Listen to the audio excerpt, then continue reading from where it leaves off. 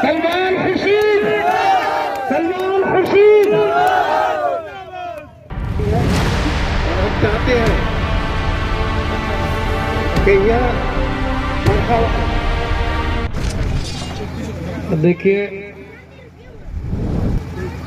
एक तरह से जो है आज की ये जो मीटिंग है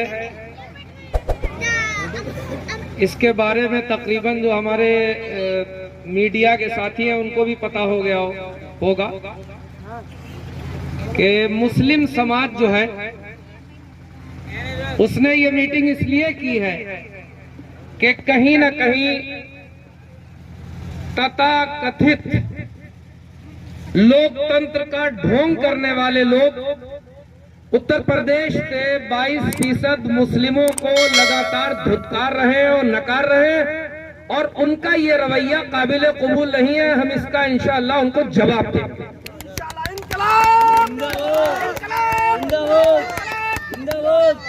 मौलाना ने एक बात की तरफ तवज्जो दिलाई, हमारे समाज के लोग मौजूद हैं और हमारे एक और साथी बोल रहे थे, उन्होंने बतलाया, आप यकीन मानिए भारतीय लोकतंत्र में सबसे ज्यादा निष्ठा के साथ, सबसे ज्यादा ईमानदारी के साथ और सबसे ज्यादा देश प्रेम के साथ अगर कोई कम्युनिटी वोट और सपोर्ट करती है जनरल इलेक्शंस में, स्टेट इलेक्शंस में, तो वो ये फख्र हासिल है कि वो हमारी कम्युनिटी है मुसलमान। बगैर किसी लालच के, बगैर किसी भय के, बगैर किसी डर के अच्छे नुमाइंदों को चुनने के लिए हमारी कम्युनिटी हमेशा से वोट करती चली आ रही है। लेकिन आज 2024 के इलेक्शन जब सर पर आ गए तो अलग अलग जो है, एक पार्टी सत्ता में है, सत्ता वाली पार्टी जो है हिंदुओं से ये कह रही है कि 22% मुसलमानों से डर जाओ, अगर तुम उनसे नहीं डरे तो वो तुम्हें खा जाएंगे। तो उन्होंने एक नैरेटिव बनाया है पूरे देश में। दोस्तों बताओ, बनाया या नहीं बनाया? एक नैरेटिव भाजपा ने बनाया है, प्रधानमंत्री भी आके कह देते हैं, गृह मंत्री भी कह देते हैं, स्टेट के जो है चीफ मिनिस्टर भी कह देते हैं और वो इसी देश के वासियों को, इसी देश में बसने वाले दूसरे समाज के लोगों से डराते हैं। और जब कोई डराता है तो नफरत पैदा होती है। जब किसी को किसी से डराया जाता है तो फिर क्या होता है? नफरत पैदा होती है। इसलिए आपको जो इक्का दुक्का वाकयात नजर आते हैं भारत की जमीन पर नफरत के जरिए होने वाले, इसमें कहीं ना कहीं उसी नैरेटिव का दखल है कि डराया जा रहा है। अभी मुझसे कोई पूछ रहा था रास्ते में, एक शर्मा जी थे, तो कहने लगे अब तो लोग आदर नहीं करते हैं। तो मैंने कहा शायद जो है आपका माइंड चेंज हो गया होगा, लेकिन मैं तो जो है चाहे हिंदू देहातों में जाऊं या मुस्लिम देहातों में जाऊं, मुझे तो नहीं लगता है कि लोगों ने आदर करना खत्म कर दिया, बंद कर दिया। लोग मिलते भी हैं, आदर भी करते हैं, हमारी अलग सलेख होती है, हम एक दूसरे के साथ रहते हैं, सदियों से रहते चले आए, आइंदा भी रहेंगे।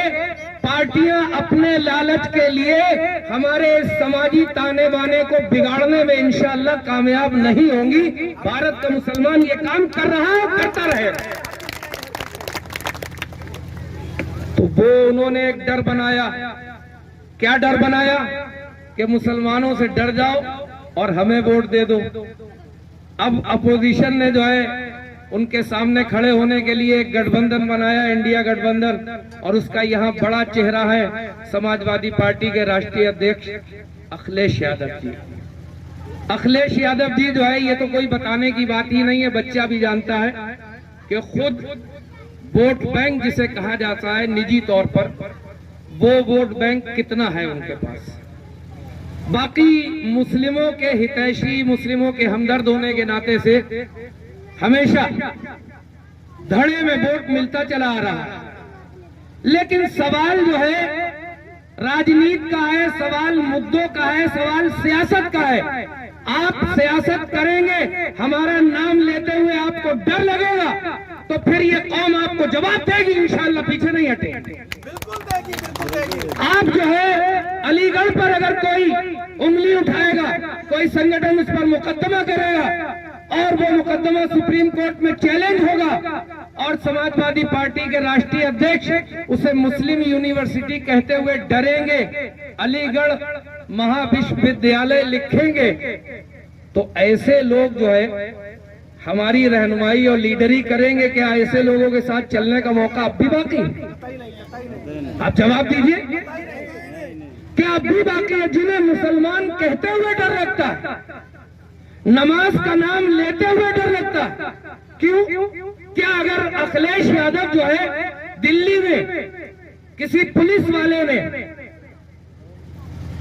सांप्रदायिकता में डूबकर किसी नमाजी के पीठ पर, किसी नमाजी के जो है कूल्हे पर लात मारी, तो क्या नमाज का शब्द बोल देंगे अखिलेश यादव तो क्या यह असंवैधानिक होगा?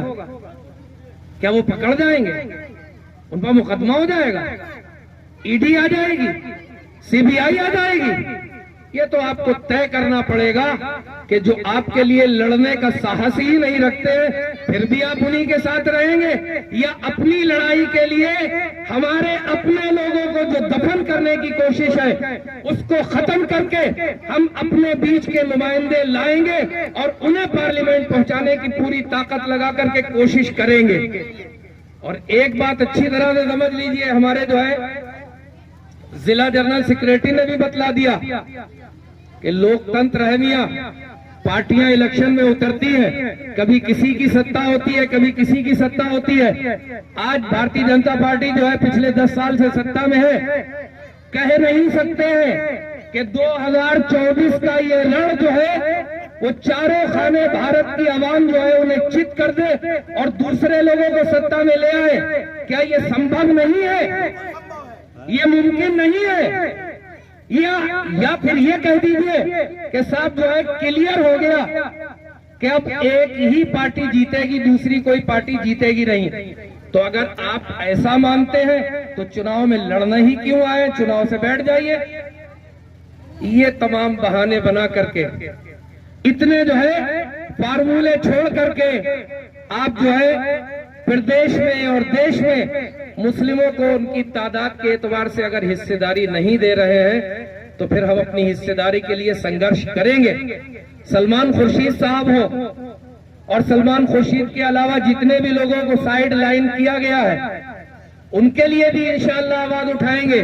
और फर्रुखाबाद से हम ये बात कह देना चाहते हैं कि फर्रुखाबाद से सलमान साहब जो है राष्ट्रीय गौरव की चीज है, कोई मामूली चीज नहीं है। सलमान साहब उन्होंने जितने पदों को जो है शोभा बख्शी है और जिन आला पदों पर वो रहे हैं और जो कानून में उनकी हैसियत है वो जमाना जानता है। और ये भी जमाना जानता है कि आप जो कर रहे हैं उससे क्या होगा कि जमाना जानता है किसका दामन चाक कितना है। जमाना जानता है किसका दामन चाक कितना है। तेरे बदनाम करने से कोई बदनाम क्या होगा? तेरे बदनाम करने से कोई बदनाम क्या होगा? और हमें तो रंगे गुलशन देखकर अफसोस होता है, हमें तो रंगे गुलशन देखकर अफसोस होता है। सहर का ही आलम है तो वक्त शाम क्या होगा? अभी से आप डरे हुए, आप भाजपा से लड़ने के लिए निकले हैं मैदान में और उस लड़ने के नाम पर आपको मुस्लिम शब्द मुंह पे लाते हुए डर लगता है। आप मुस्लिम लीडरों को किनारे लगाने का काम कर रहे हैं लगातार। जहां से जिनका अधिकार बैठता है, जिनका हक बैठता है, जो इस लायक है, मैं नहीं समझता कि फर्रुखाबाद की अवाम, फर्रुखाबाद की जनता सलमान साहब को सिर्फ इस चश्मे से देखती है कि वो एक मुसलमान है। फर्रुखाबाद में जो उनके कारनामे हैं और उनके घर के जो कारनामे हैं वो हमेशा उसी तहजीब की नुमाइंदगी करते रहे जहां धर्म और मजहब और जात के नाम पर जो है कोई भेदभाव और बंटवारा नहीं किया गया। और उसके बावजूद भी आपने जो है अली जनाब सलमान खुर्शीद को साइड लाइन करने का काम कर दिया। हमारे राष्ट्रीय अध्यक्ष हजरत मौलाना सैयद अरशद मदनी साहब जो अमीरुल हिंद भी है, उन्होंने चिट्ठी लिखी है। इसलिए हम अपने जज्बात और एहसासात उनके हवाले से भी पहुंचा देना चाहते हैं और यहाँ के आम वोटरों के हवाले से भी पहुंचा देना चाहते हैं कि देखिए, भाजपा से डरने के नाम पर अब ये कौम वोट नहीं करेगी। बेवकूफ बनने के लिए हम तैयार नहीं है। कहिए तैयार नहीं है। भाजपा जो है पूरे जो 22% मुसलमान हैं उनको जो है खा जाएगी। भाजपा उनको खत्म कर देगी। भाजपा उनको जो है मौत दे देगी। ये भाजपा के हाथ में है। आप भाजपा के डर के नाम पर जो है हमारे लोगों को, हमारे लीडरों को बिल्कुल खत्म करने की पोजीशन में चल पड़े हैं। इसलिए अच्छी तरह से याद रखिए, जहां जहां हिस्सेदारी की बात है, हमारे समाज के जो लीडर इस मैदान में है उनको हिस्सेदारी देना पड़ेगी। और अगर आपने हिस्सेदारी नहीं दी तो इंशाअल्लाह 2024 के इलेक्शन में हमारा समाज आपको जवाब देगा। आपको ये पता चल जाएगा कि बेवकूफी के ये फार्मूले बहुत ज्यादा चलने वाले नहीं है। मैं मुतालबा करता हूं, इंडिया गठबंधन के जिम्मेदारों से भी मुतालबा करता हूं और समाजवादी के राष्ट्रीय अध्यक्ष से भी ये कह देना चाहता हूं कि ये डर और खौफ निकालिए। अगर आप मैदान में आए हैं, मैदान में अगर लड़ने के लिए आए हैं तो ये डर और खौफ निकालिए। पीडीए बनाएं या कुछ भी बनाएं, लेकिन आम समाज की नुमाइंदगी को खत्म करने का आप काम न करें। भारत का मुसलमान, हिंदुस्तान का मुसलमान, हिंदुस्तान की दूसरी सबसे बड़ी आबादी है, सेकेंड लार्जेस्ट पॉपुलेशन। आप हमारे लीडरों को इस तरह से ठिकाने लगाएंगे तो ये बात किसी भी सूरत से कबूल नहीं की जाएगी। हम चुनाव में इसका हर कीमत पर जवाब देंगे। और एक बात मुझे और कहना, और वो है हमारे मान सम्मान पर पर्सनल हमला। इलेक्शन आता है, कैंपेनिंग होती है, नेता लोग घूमते हैं, गाड़ियां चलती हैं और चुनावी रेवड़ियां भी बढ़ती हैं, सबको पता है। लेकिन बड़ी जिम्मेदारी के साथ कहना चाहता हूं, ये गली और मोहल्लों में मुस्लिम समाज जो है ठेकेदारी की सियासत नहीं करता है कि एक गली के आदमी को पकड़ा, कुछ पकड़ा दिया और उसने कहा कि ये गली तुम्हारी हो गई। ये एक एक जो बैठा हुआ है ये अच्छी तरह से जानता है कि हमें किसको वोट देना है और कौन हमारे वोट के लायक है। गड्डी पर बिकने वाली ये कौम नहीं है। ऐसे लाछन लगाने वाले लोग चाहे बड़े लेवल के हो या छोटे लेवल के हो, अगर वो हमारे बीच में दोबारा इस तरह की बातें करके आएंगे तो फिर इंशाअल्लाह उनको उन्हीं की भाषा में हम जवाब देंगे। इससे पीछे हटने के लिए हम तैयार नहीं है। आप पूरी कम्युनिटी को बदनाम कर रहे हैं। आप ये मैसेज दे रहे हैं कि मुसलमान वोट गोया जो है पैसों के बल पर बिकते हैं, मुसलमान वोट जो है खरीदे जाते हैं, इस तरह की बातें। और ये बातें जब कर रहे हैं जब आप उत्तर प्रदेश के 22% मुसलमानों का होलसेल वोट लेना चाहते हैं। अच्छा, ईमानदारी से बताइए, अभी 2022 का जो इलेक्शन हुआ था स्टेट का, उत्तर प्रदेश का इलेक्शन हुआ था, तो यहाँ जितने लोग बैठे हुए हैं, अभी किसी भाई ने बताया कि ये कांग्रेस प्रत्याशी थी लुईस खुर्शीद, उनको टोटल 2000 वोट मिले थे। कितने? टोटल 2000 वोट मिले थे। तो बाकी जितने लोग थे, हमारे समाज के जितने लोग थे, जिन्होंने यहाँ पर समाजवादी पार्टी के सिंबल पर लड़ने वाले प्रत्याशी को वोट दिया, वो हाथ उठा के बता दें, कोई डरने की बात नहीं कि वोट दिया या नहीं दिया। दिया नहीं, कम क्यों उठा रहा है? कोई फोटो थोड़ी चल रहा है आपका, फोटो नहीं चल रहा, और चल भी रहा तो डरने की क्या बात। वोट दिया और भाजपा के डर के नाम पर आपने जो है 22% उत्तर प्रदेश के मुसलमानों का वोट लिया, लेकिन आप भाजपा को रोकने में सफल नहीं हुए, क्योंकि आपकी रणनीति, आपके तरीके, आपका विजन, आपका मिशन मजबूत नहीं था। इसलिए आप लड़ाई में हार गए और वही स्टाइल आपने फिर 2024 के जनरल इलेक्शन के लिए इख्तियार किया। लिहाजा अब इस मर्तबा तो हम बेवकूफ बनने के लिए तैयार नहीं है। हम ये देखेंगे कि कौन आदमी हमारे हक में आवाज लगा सकता है, कौन आदमी हमारे मसाइल को उठा सकता है, कौन आदमी पार्लियामेंट में हमारे हुकूक की वकालत कर सकता है। और ऐसे ही नुमाइंदों को चुनने का काम करेंगे।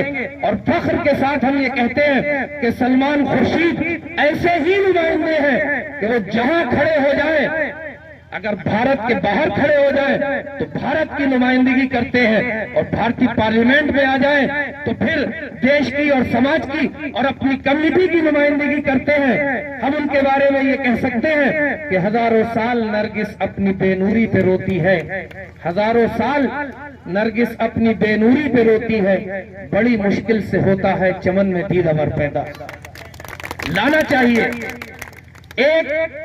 एक सूत्री मांग है हमारी कि फर्रुखाबाद की गंगा जमनी तहजीब, यहाँ की संस्कृति, यहाँ की सभ्यता सांप्रदायिकता वाली नहीं है, फिरका परस्ती वाली नहीं है। सलमान खुर्शीद सक्षम, काबिल, दानिश्वर लीडर है।